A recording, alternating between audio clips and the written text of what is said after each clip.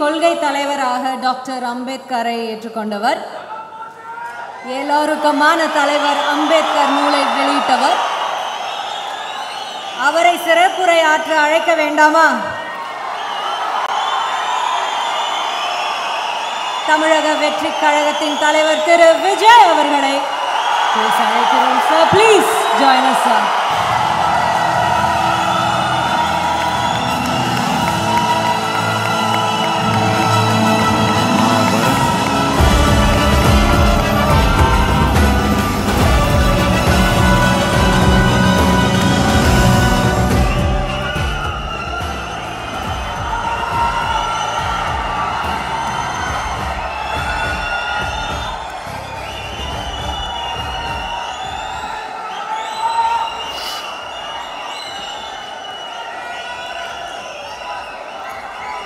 எல்லாருக்கும் வணக்கம்.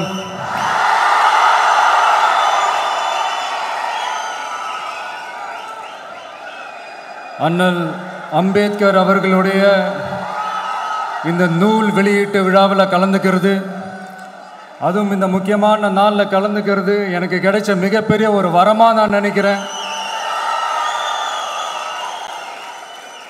விகடன் குழும நிறுவன தலைவர் திரு ஸ்ரீனிவாசன் அவர்கள், அண்ணல் அம்பேத்கர் அவர்களுடைய பேரன் திரு ஆனந்த் டெல்டும்டே அவர்கள், நீதியரசர் ஓய்வு பெற்ற நீதியரசர் திரு சந்துரு அவர்கள், திரு ஆதவ் அர்ஜுனா அவர்கள், என் நெஞ்சில் குடியிருக்கும்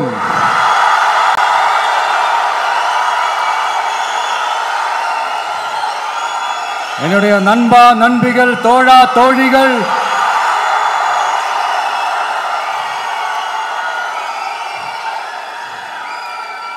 உங்க எல்லாரு கூடவும் இவங்க எல்லாரு கூடவும் இந்த ஸ்டேஜில் நானும் இருக்கிறது எனக்கு ரொம்ப பெருமையா இருக்கு. முக்கியமா இப்படி ஒரு ஃபங்க்ஷனை ஏற்பாடு பண்ணி எனக்கு அந்த வாய்ப்பை கொடுத்த விகடன் குழுமத்திற்கு என்னுடைய மனமார்ந்த நன்றிகளை தெரிவிச்சுக்கிறேன்.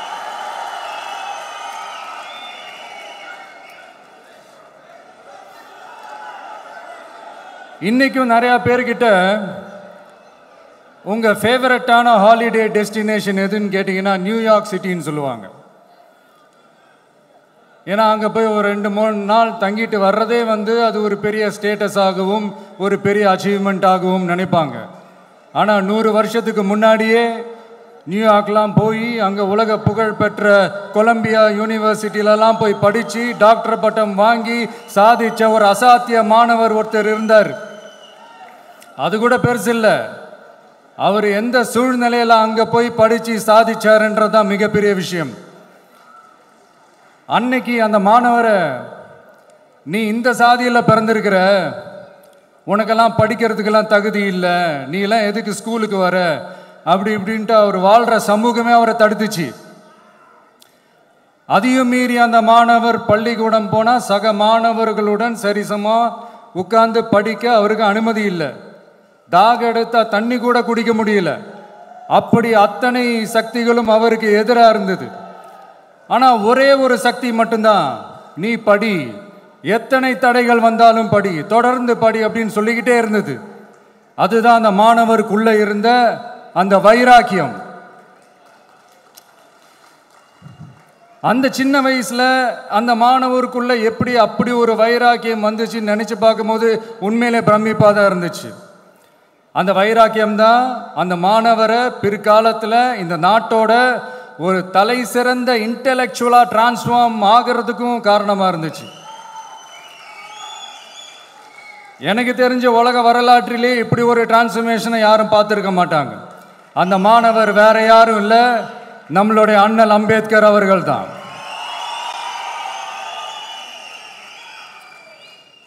வன்மத்தை மட்டுமே தனக்கு காட்டிய இந்த சமூகத்திற்கு அவர் திருப்பி என்ன செஞ்சாரு அப்படின்னு அதை படித்து பார்க்கும்போது உண்மையிலே மெய்சில் இருக்க வச்சுது.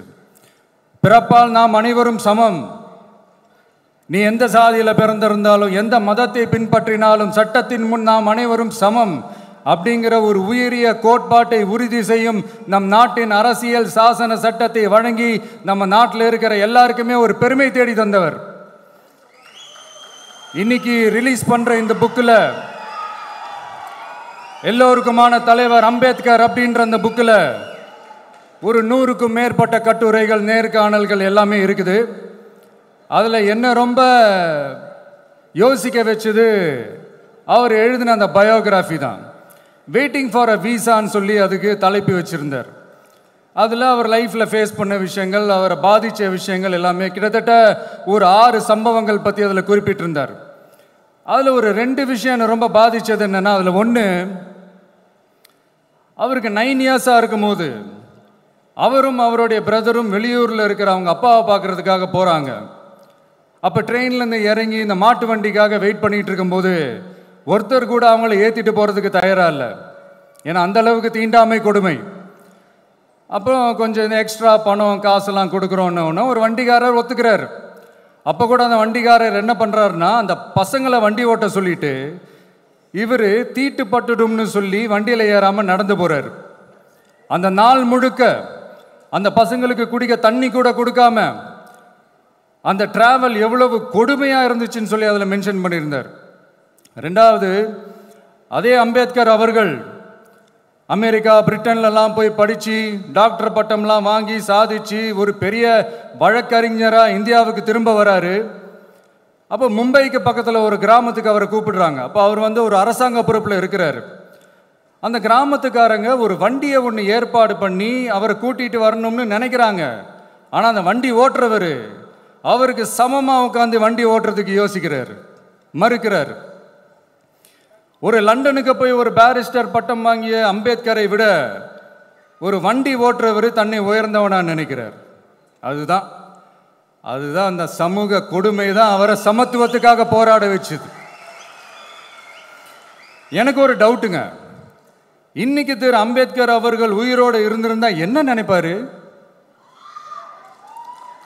இன்னைக்கு இருக்கிற நம்ம இந்தியாவை பார்த்து அவர் பெருமைப்படுவாரா, இல்லை வருத்தப்படுவாரா, இல்லை அப்படியே வருத்தப்பட்ட எதை நினைச்சு வருத்தப்படுவார்? இன்னைக்கு நம்ம நாடு முழு வளர்ச்சி அடையணும்னா ஜனநாயகம் காக்கப்படணும். அந்த ஜனநாயகம் காக்கப்படணும்னா அரசியல் அமைப்பு சட்டம் காக்கப்படணும். அதுக்கான பொறுப்பு, அந்த கடமை நம்ம ஒவ்வொருத்தருக்கிட்டையும் இருக்கணும்னு தோணுச்சு. அந்த பொறுப்போடும் அந்த கடமையோடும் தான் இதை நான் ஆணித்தரமாக சொல்கிறேன், ஜனநாயகத்தை நாணிவேர் ஃப்ரீ அண்ட் ஃபேர் எலெக்ஷன்ஸ், சுதந்திரமான மற்றும் நியாயமான தேர்தல். தேர்தல் நியாயமாக நடக்கலைன்னு நான் சொல்ல வரல, பட் சுதந்திரமாகவும் நியாயமாகவும் தான் தேர்தல் நடக்குது அப்படிங்கிற அந்த அசைக்க முடியாத நம்பிக்கை நம்ம ஒவ்வொரு இந்தியனுக்கும் இருக்கணும்னு தோணுச்சு. அது அமையணும்னா தேர்தல் ஆணையர்கள் கான்சென்சஸ், அதாவது ஒருமித்த கருத்து அடிப்படையில் மட்டும்தான் நியமிக்கப்பட வேண்டும் அப்படின்றதான் என்னுடைய ஒரு வலிமையான ஒரு கோரிக்கை. 2வது, ஏப்ரல் 14 அண்ணல் அம்பேத்கர் அவர்களுடைய பிறந்த நாள்.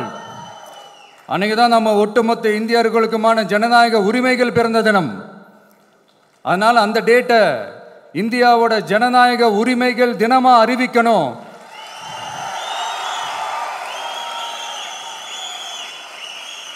அப்படின்றத என்னுடைய இன்னொரு தாழ்மையான ஒரு வேண்டுகோள். அது இந்திய ஒன்றிய அரசிடம் நான் முன்வைக்கிறேன்.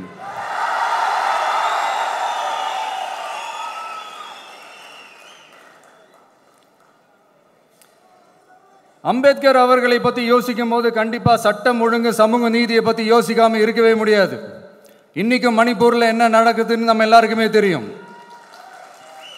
ஆனால் அதை பற்றி கொஞ்சம் கூட அதை கண்டுக்காம ஒரு அரசு மேல இருந்து நம்மளை ஆண்டுகிட்டு இருக்கு.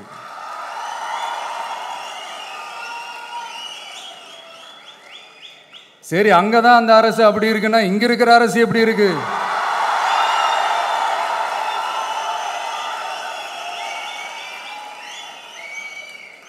இங்க நம்ம தமிழ்நாட்டில் வேங்கை வயல்னு ஒரு ஊர்ல என்ன நடந்துச்சுன்னு நம்ம எல்லாருக்குமே தெரியும். சமூக நீதி பேசுகிற இங்கே இருக்கிற அரசு அதுக்கு எந்த விதமான ஒரு நடவடிக்கையும் எடுத்த மாதிரியே எனக்கு தெரியலையே. இவ்வளோ காலங்கள் தாண்டி, இத்தனை வருஷங்கள் தாண்டி ஒரு துரும்ப கூட கிள்ளி போடலையே. அதுதான் இதெல்லாம் இன்னைக்கு அம்பேத்கர் அவர்கள் இன்னைக்கு பார்த்தாருன்னா வெக்கப்பட்டு தலை குனிஞ்சு போவார்ல. கரெக்டு, நம்ம நடக்கிற பிரச்சனைகள், நடக்கிற கொடுமைகளுக்கெல்லாம் நம்ம குரல் கொடுக்கணும். ஆனால் நடக்கிற பிரச்சனைகள் ஒன்றா ரெண்டா? பெண் குழந்தைகளுக்கு எதிரா, பெண்களுக்கு எதிரா, ஏன் மனித உயிர்களுக்கு எதிரா? இதெல்லாம் நம்ம பார்க்குறோம், படிக்கிறோம், மற்றவங்க கிட்ட இருந்து கேட்டு தெரிஞ்சுக்கிறோம். இதுக்கெல்லாம் ஒரு நிரந்தரமான ஒரு தீர்வு என்ன தெரியுமா? ரொம்ப சிம்பிள் தான். நம்ம தமிழ்நாட்டு மக்களுக்கு தேவையான அடிப்படை வசதிகளை பாதுகாப்புடன் முழுமையாக அளிக்கும் மக்களை உண்மையாகவே நேசிக்கிற ஒரு நல்ல அரசு.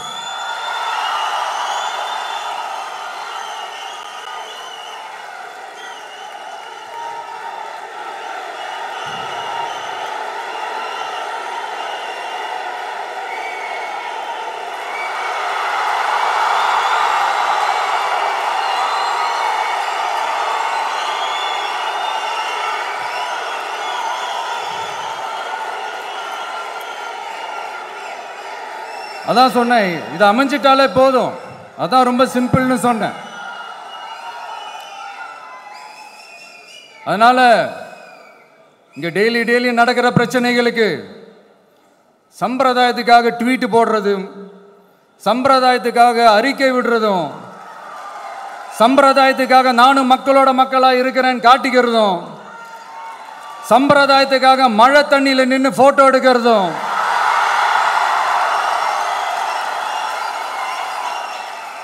எனக்கு அதுல கொஞ்சம் கூட உடன்பாடே இல்லை. பட் என்ன பண்றது, நம்மளும் சம்பிரதாயத்துக்காக சில நேரத்தில் அந்த மாதிரி செய்ய வேண்டியதா போயிடுது. அதாவது நான் என்ன சொல்ல வரேன்னா, மக்களோட உரிமைகளுக்காகவும் அவங்களோட உணர்வு பூர்வமாக இருக்கணும். என்ன ஒவ்வொருத்தரும் அவங்க குடும்பத்தில் ஒருத்தனா நினைச்சிட்டு இருக்கிற அவங்க தமிழ்நாட்டில் அவங்களுக்கு எங்க என்ன பிரச்சனை நடந்தாலும் அவங்களோட உரிமைகளுக்காகவும் அவங்களோட உணர்வு பூர்வமாக இருப்பேன். எப்பவுமே அப்படிதான் இருப்பேன்.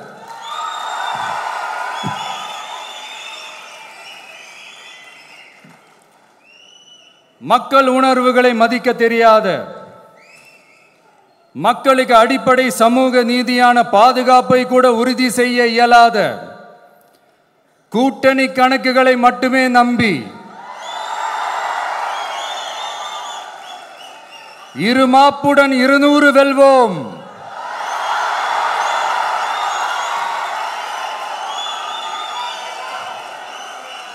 என்று எகத்தால முழக்கமிடும் மக்கள் விரோத ஆட்சியாளர்களுக்கு என் மக்களோடு இணைந்து நான் விடுக்கும் எச்சரிக்கை,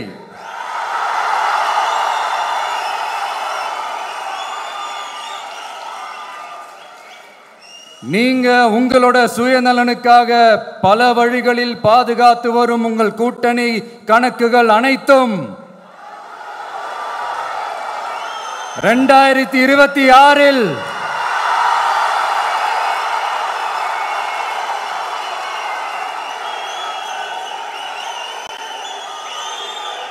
மக்களே மைனஸ் ஆக்கி விடுவார்கள். மக்களே மைனஸ் ஆக்கி விடுவார்கள். மக்களே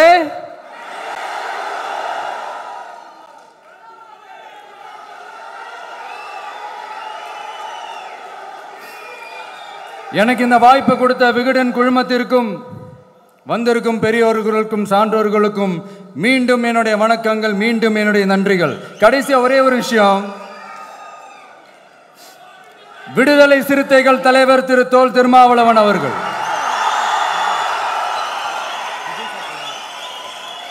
அவங்களால இன்னைக்கு வர முடியாம போச்சு.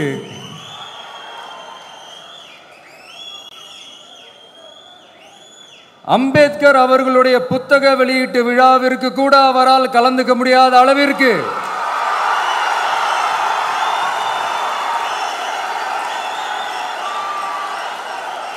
கூட்டணி கட்சிகள் சார்ந்து எவ்வளவு பிரஷர் இருக்கும் என்று என்னால் யூகிக்க முடிந்தாலும் நான் இப்ப சொல்றேன், அவருடைய மனசு முழுக்க முழுக்க இன்னைக்கு நம்மளோட தான் இருக்கும். நன்றி, வணக்கம்.